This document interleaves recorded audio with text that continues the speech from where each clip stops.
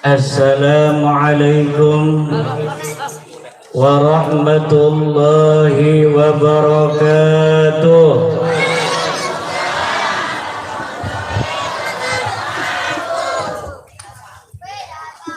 Alhamdulillahi wahdah, sadaqa wa'dah, wa nasara 'abdah, wa a'azza jundahu wa hazamal ahzaba wahdah.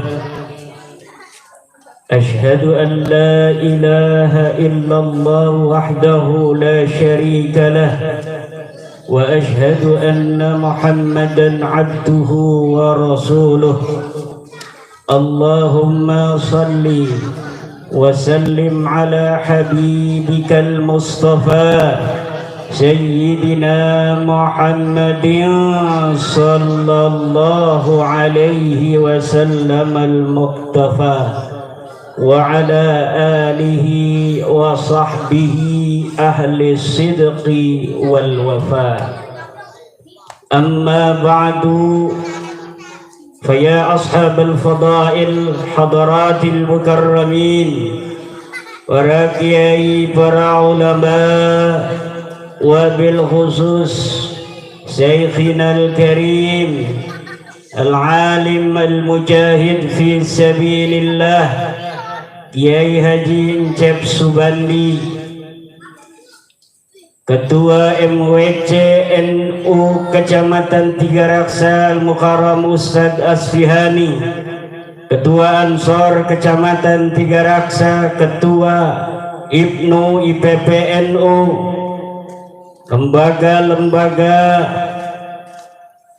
para hadirin kaum muslimin muslimat rahimakumullah. Seorang penulis Kristen bernama Michael Hart, dia membuat sebuah penelitian tentang 100 tokoh dunia yang paling berpengaruh, menempatkan Nabi besar Muhammad sallallahu alaihi wasallam di ranking pertama sebagai manusia yang paling berpengaruh di dunia. Kenapa seorang Kristen, seorang Barat yang bernama Michael Hart sampai dengan jujurnya menempatkan baginda Nabi sebagai orang pertama yang paling berpengaruh di dunia? Karena hanya dalam waktu 23 tahun Nabi Muhammad sallallahu alaihi wasallam menyebarkan agama Islam. Agama Islam menyebar dari seluruh Jazirah Arabiyah. Untuk pertama kalinya dalam sejarah dunia, orang Arab bersatu dalam satu bendera, yaitu bendera Nabi besar Muhammad sallallahu alaihi wasallam. Kemudian ketika Rasulullah sallallahu alaihi wasallam tiada, perjuangan menyebarkan agama Islam dilanjutkan oleh para sahabat, kemudian dilanjutkan oleh para tabi'in, dilanjutkan oleh tabi'it tabi'in, dilanjutkan oleh para ulama. Al-ulama warasatul anbiya, para ulama adalah pewaris para nabi. Agama Islam bukan agama nasab, agama Islam adalah agama ilmu. Pewaris para nabi bukanlah keturunannya, tapi pewaris para nabi adalah dia yang mengambil ilmunya, Nabi besar Muhammad sallallahu alaihi wa alihi wasallam. Maka tidak boleh ada orang yang merasa lebih berhak atas agama Islam kecuali para ulama. Tidak boleh ada orang merasa lebih berhak atas agama Islam dalam sisi apapun hanya bergelar nasab saja, tapi dia harus mewarisi ilmunya baginda Nabi besar Muhammad sallallahu alaihi wa alihi wasallam. Orang yang mengaku cucu Nabi tapi dia tidak punya ilmunya baginda Nabi tidak berhak bicara atas nama agama Nabi Muhammad sallallahu alaihi wa alihi wasallam. Yang berhak bicara tentang agama Islam adalah pewarisnya baginda Nabi, yaitu para ulama, para kiai, orang-orang yang mengambil dari baginda Nabi mustika ilmunya baginda Nabi, jailan an jailin, khalafan an khalafin, dari satu generasi ke generasi yang lainnya, dari satu guru ke guru yang lainnya. Selain para ulama, tidak boleh ada orang yang berbicara tentang Islam tanpa dia punya ilmu baginda Nabi besar Muhammad sallallahu alaihi wa alihi wasallam. Apakah di Indonesia ada cucu Nabi? Di dunia ada cucu Nabi, tapi di Indonesia ini belum ada yang terbukti secara ilmiah bahwa dia adalah cucu dari baginda Nabi besar Muhammad sallallahu alaihi wa alihi wasallam.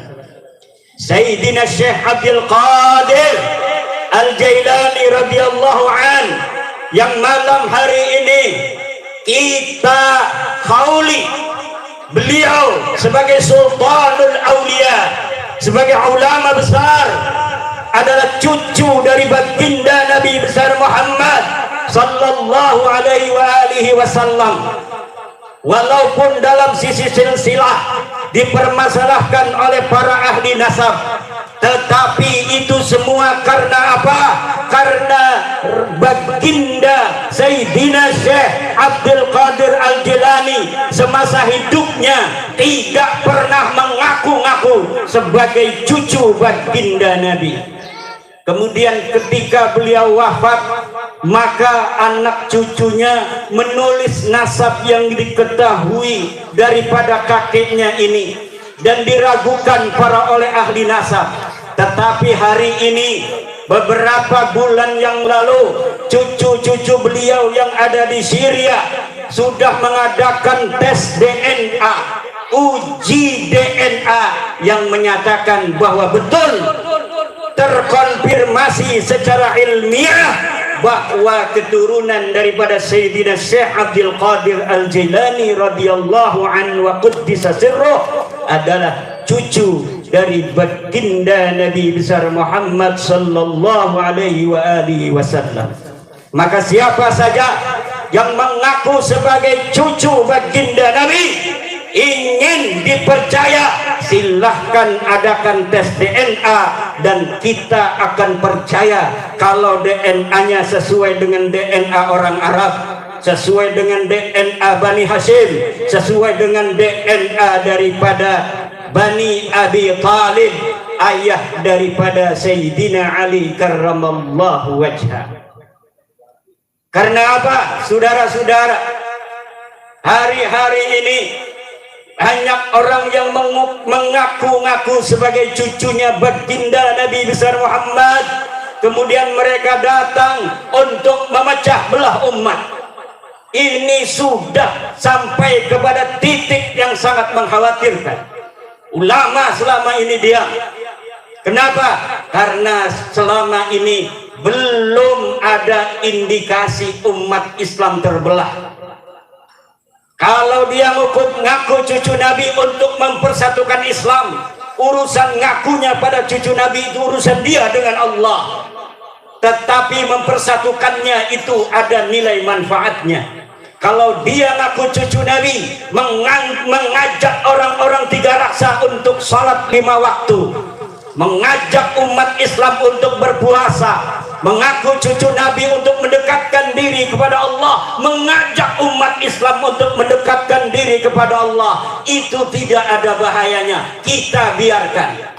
Tapi kalau dia mengaku cucu baginda Nabi, kemudian datang untuk memecah belah umat Islam, maka kita akan uji sampai mana kebenaran bahwa dia cucu Nabi, baik secara ilmu nasab, secara silsilah dari kitab-kitab abad ke-5, abad ke-6, abad ke-7, abad ke-8, abad ke-9 Hijriah. Kita jadikan pedoman untuk mengukur keabsahan daripada nasab seseorang yang mengaku sebagai cucunya baginda Nabi. Kalau secara silsilah dari kitab-kitab yang terpercaya, dia terkonfirmasi sebagai cucu baginda Nabi, baru kita percaya dia sebagai cucu baginda Nabi. Apalagi kalau berani tes DNA seperti keturunan daripada Syekh Abdul Qadir Al-Jilani. Tapi kalau orang yang sudah tidak terkonfirmasi sebagai cucunya baginda Nabi, kemudian datang ke umat Islam untuk memecah belah umat Islam, dia mengaku-ngaku cucu Nabi di hadapan publik, ini punya konsekuensi besar terhadap agama Nabi besar Muhammad sallallahu alaihi wasallam. Apalagi dia menjadikan umat Nabi Muhammad dijadikan sebagai budak, bukan diangkat derajatnya, tapi dijadikan sebagai budak-budak manusia, diajak demo yang tidak ada manfaatnya, bukan demi agama, bukan demi Rasulullah, bukan demi apapun yang bermanfaat bagi yang diajak, tetapi hanya demi namanya semata. Maka ini memanfaatkan umat Islam untuk kepentingan pribadi.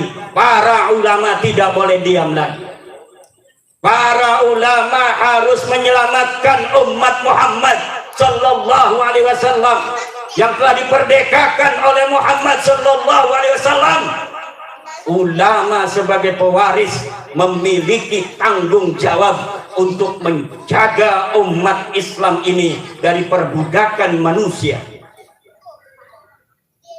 Kalau dia mengaku cucu Nabi di hadapan publik untuk memecah belah, boleh bagi siapa yang mendengarnya untuk datang ke polisi untuk melaporkan dia melakukan kebohongan publik, biar diuji di pengadilan apa betul dia sebagai cucu baginda Nabi besar Muhammad sallallahu alaihi wasallam.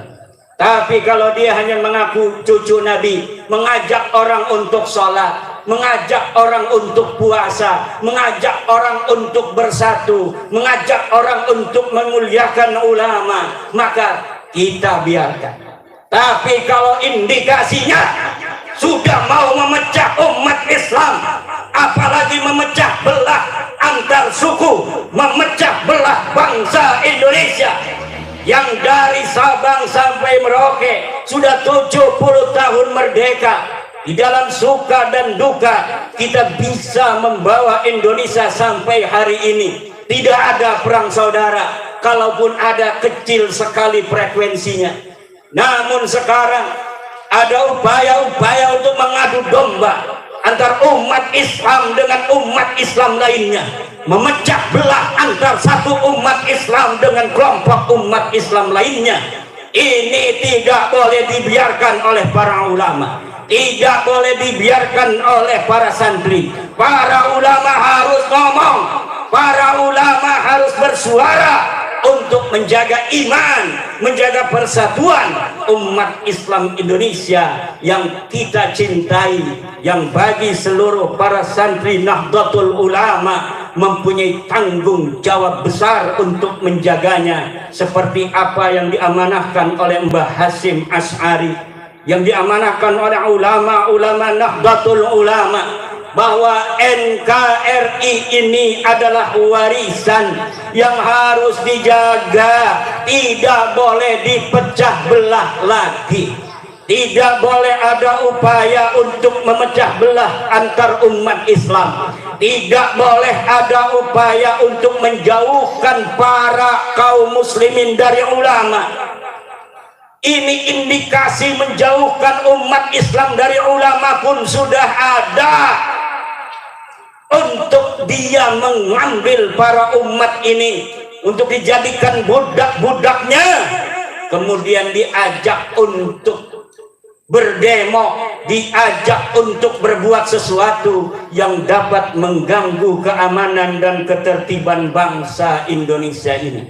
Haul Syekh Abdul Qadir pada hari ini, pada malam hari ini, dan maulidnya baginda Nabi besar Muhammad sallallahu alaihi wasallam, mari kita dijadikan sebagai momentum kita untuk meningkatkan kecintaan kepada baginda Nabi besar Muhammad sallallahu alaihi wasallam.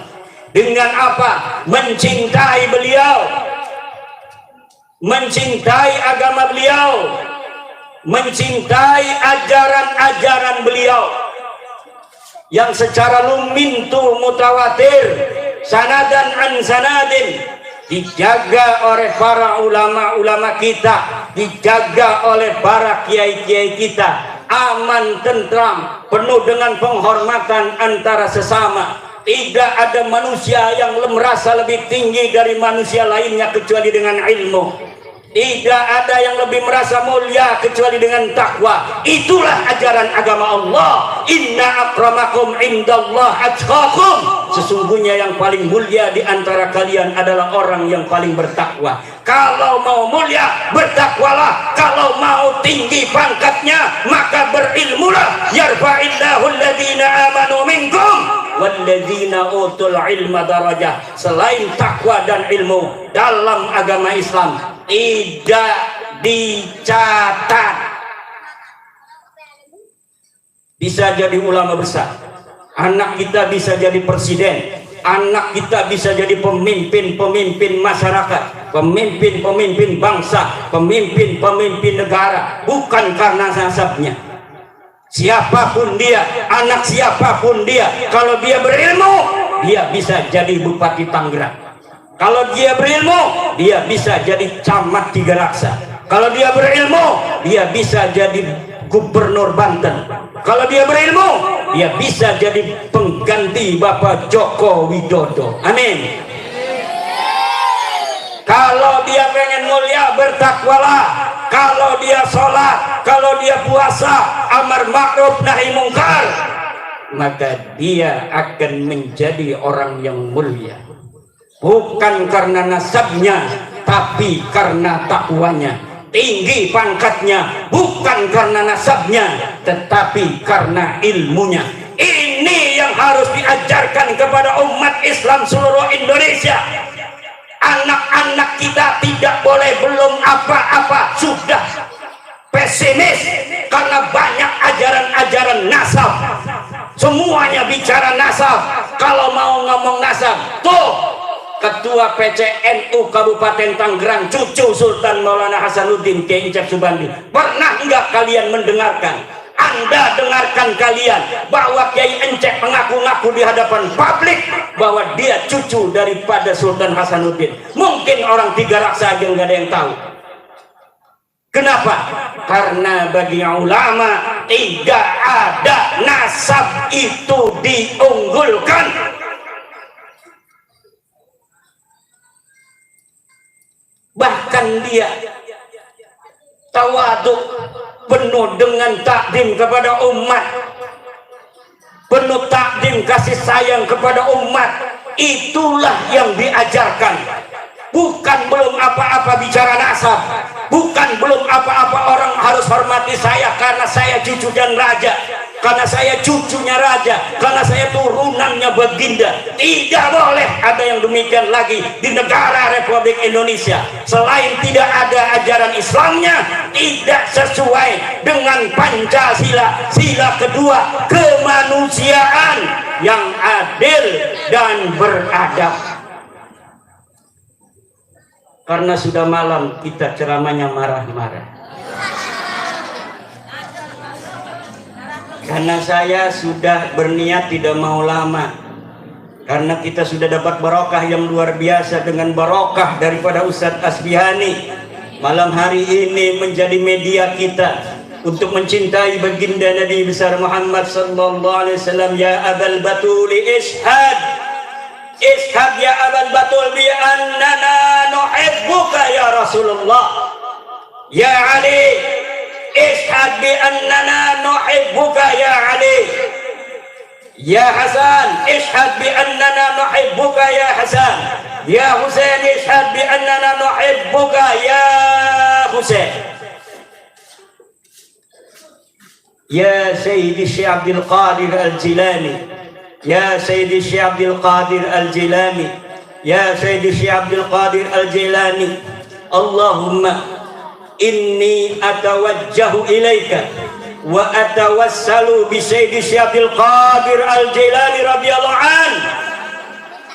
Iqdi li hajati salamatil mu'minina wal mu'minat wal muslimina wal muslimat minal balwa ya Allah ya Rahman.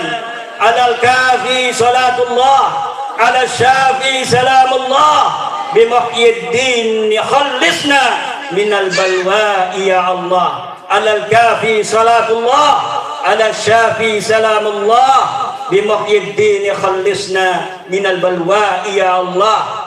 Alal kafi salatullah, ala syafi salamullah, bimuhyiddin khallisna minal balwa ya Allah. Ya Allah, musibah yang Kau berikan kepada saudara-saudara kami umat Islam di Cianjur ya Allah telah membuat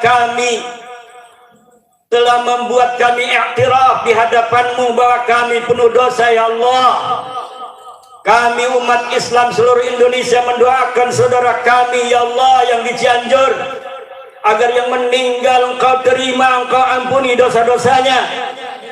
Yang masih hidup Engkau berikan kesabaran. Yang kehilangan rumah ya Allah ganti rumah yang lebih baik dari rumah yang mereka tempati sebelumnya ya Allah. Harta benda yang hilang ya Allah ganti segera dengan harta benda yang berlimpah ruah dan penuh barokah. Dan kami memohon jangan Kau timpakan kembali musabah itu kepada mereka. Berilah mereka afiat ya Allah.